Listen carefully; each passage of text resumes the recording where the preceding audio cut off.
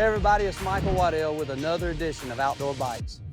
Curt Wells, Bowhunter TV, but good friend, and I'm gonna tell you, man, what a lot of people don't know about Curt Wells, well, a lot they do when it was regarding bow hunting, but you gave me one of the best tips ever when we were in Utah about bracketing and shooting a bow and arrow, and it just goes to show that it makes perfectly good sense while you're on TV, and especially on a bow hunting show. Yeah, that was a good time on Snowbird at that shoot there. Yes. And once you started bracketing, then you outshot me, so. Man, I don't know. And then too, it's funny, that same year, and I remember said, I was yelling Curt Wells from Adak Island because I had a caribou out there about 85 yards. Well, I only had like a 60-yard pin. Oh, yeah. And all that, you know, just a month prior to that, we had been at Snowbird, and I was just thinking about everything you taught me because I never thought about it. doing the Kentucky windage. And I think that's what's amazing about outdoor TV. A lot of people see these personalities and wonder, what is the legitimacy? Because we know each other because we've been in the industry a long time. And right. for you, who was the people that got you involved in bow hunting? Who was your early heroes and mentors? Well, Dwight Shue mostly, and him and Larry Jones, they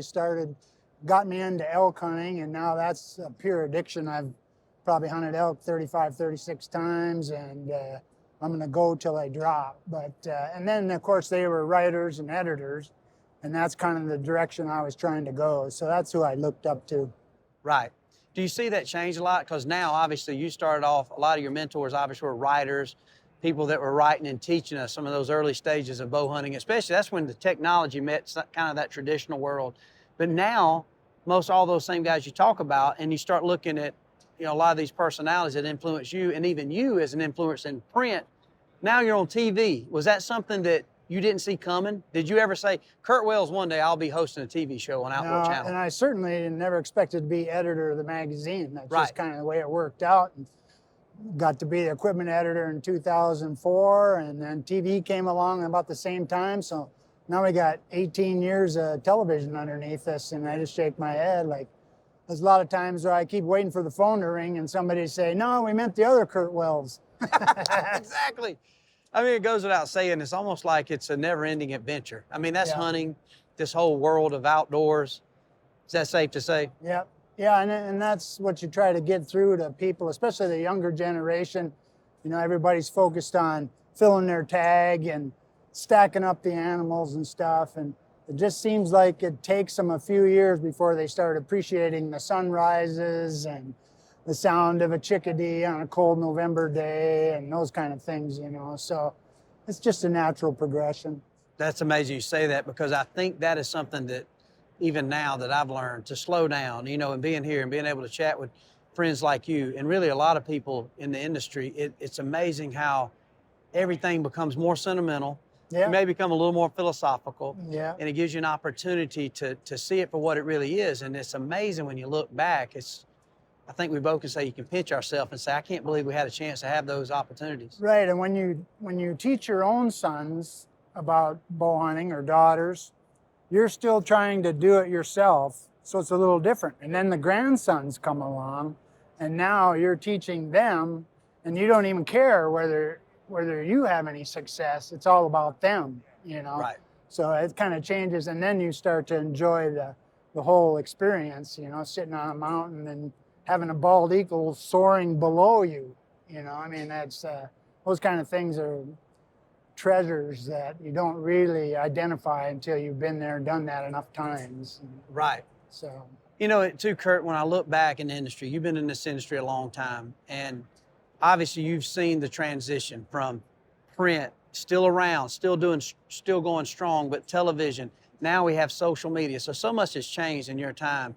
When it comes to what you've had a chance to accomplish in your adventures and just your opportunity as a career, what is the one thing you want somebody to remember you as? I mean, when you think about Curt Wells, what defines Curt Wells?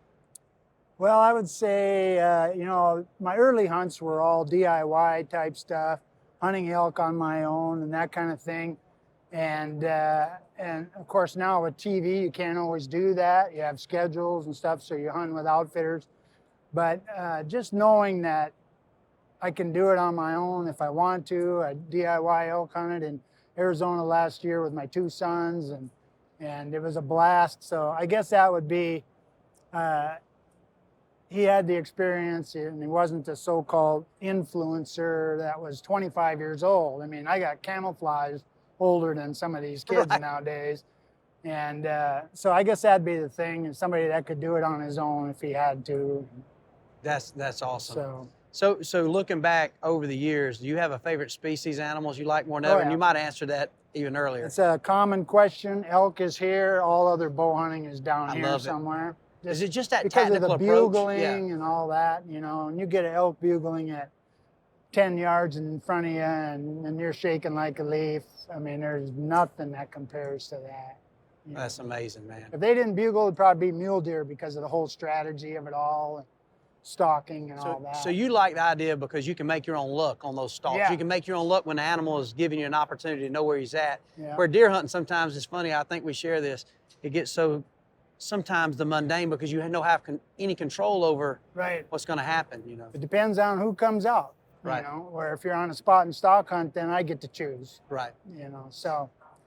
But yeah, that's and when you stalk a mule deer, you could sneak on them for. I've spent 6-7 hours on one deer, and never got the shot. But when I walk back to the truck, I know I've been hunting that day. You was always engaged. That's Yeah, right. I'm not just sitting there. I'm hunting. Yeah. So it's kind of the way I look at it. But you can't beat bugling elk. I agree You with you. cannot beat that. Well, Curt, I've been a big fan of yours for a long time. I'm Same so here. glad that we can share this space together and have a chance to catch up like this. And Yeah. thank you for all you've done and what you continue to do, because I know that venture lives on. I know Curt Wells, as long as he's getting up that mountain, chase that elk, and he can get that bow to full draw, I know what's going to happen. And I know if I'm close to you on that island and we got to survive based on your shooting ability, I know we're going to be fat and happy. Good to Well, see I you, buddy. appreciate the way you represent the industry too. Thank you, Great Curt. It means a job. lot, buddy.